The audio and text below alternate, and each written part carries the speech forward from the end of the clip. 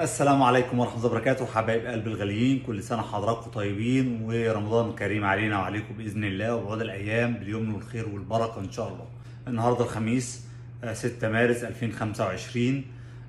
حاليا أنا متواجد في المستشفى، خلصت الفحوصات وكل الإجراءات عشان إن شاء الله هعمل العملية بكرة الجمعة 7 مارس 2025. طبعا شهر مفترج، شهر رمضان، ويوم الجمعة هعمل عملية بإذن الله. فنرجو من الجميع دعواتكم، ربنا يتم شفايا على خير وارجع ان شاء الله احسن من الاول باذن الله. ان شاء الله بعد ما اعمل العمليه باذن الله، وان شاء الله تعدي على خير باذن الله، هكون كده عملت ثالث عمليه في خلال سنه و9 اشهر. طبعا دي العمليه رقم 3 ليا في الغربه، فالله المستعان.